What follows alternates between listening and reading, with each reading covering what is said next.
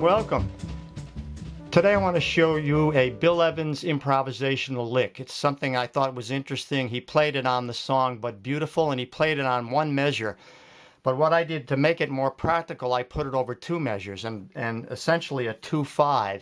So the lick sounds like this. I'm going to play it over the key of A flat, which means a 2-5-1 would be B flat minor 7, E flat 7, then A flat major. So the lick sounds like this.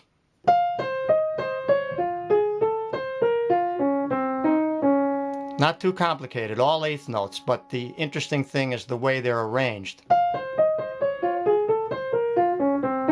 So you want to play that enough times so you begin to hear it in your ear, and you can play it just by ear. But the other thing is to interpret the phrase according to the numerical aspect of it relating to the chord you're playing.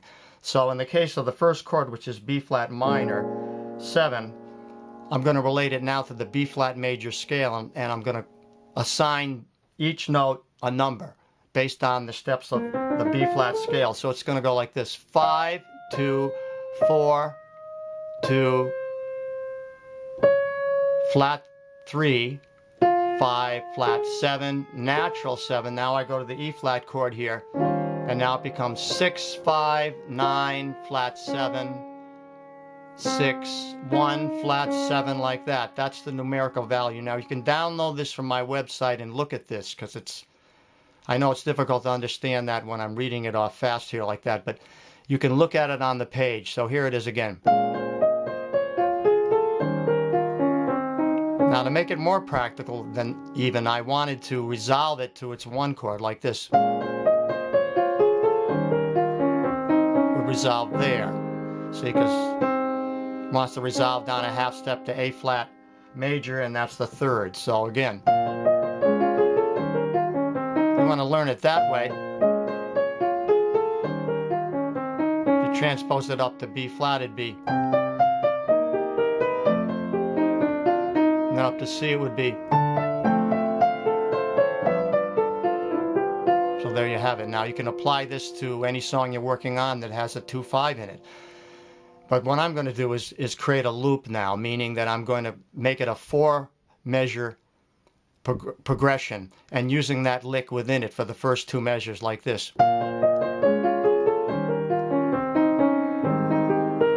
And then put a transition chord here, which could be an F7 or an F7 flat 9 or an A flat, A diminished. So like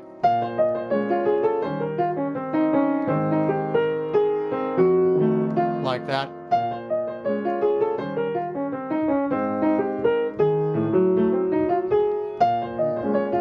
I want to get that in my fingers, and I want to get it in my ear.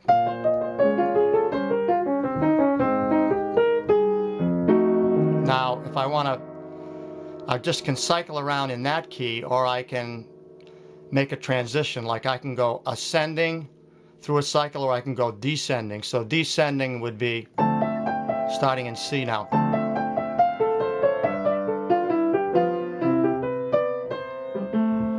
Then to B flat. That's a good way to practice it. And then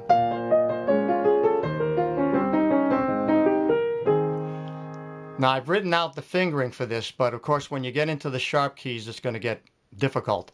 And that's the thing where you really are going to develop your ear, because we don't, as pianists, we don't hear it.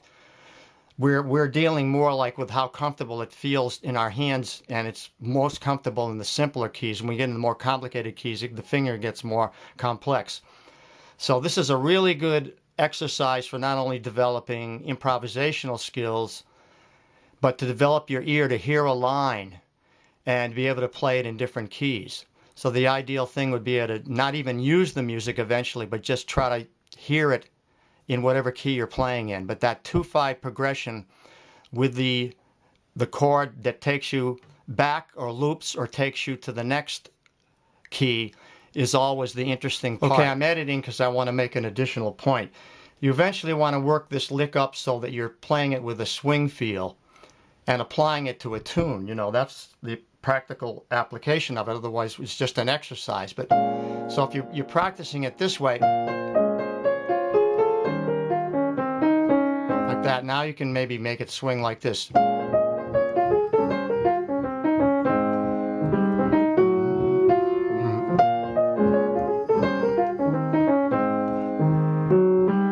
And then,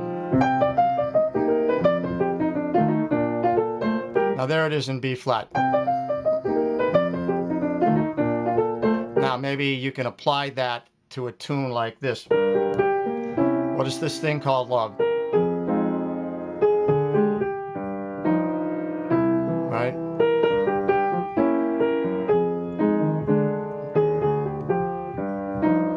Then bridge. So there you have that progression where it's C minor to F7. So on the bridge now you could put that lick in there. And then, so now I'm going to play over that tune on the second part.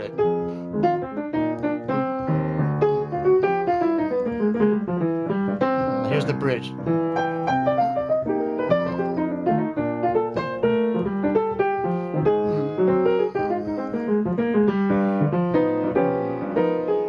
There you have it. See, now I've put that lick into a tune.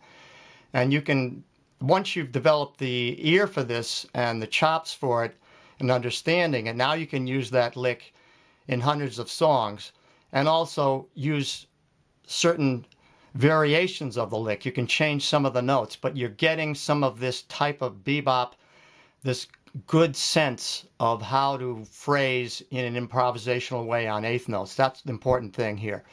So that's about all I'm going to talk about with this for now. You can watch this a few times, download the score or the transcription of this lick that I have for you for free on my website, and check it out and start practicing. This is good for intermediate and advanced people as well to develop improvisational skills on a 2-5-1. Okay, so that's it. Thanks for watching, and I'll see you next time around. Bye-bye.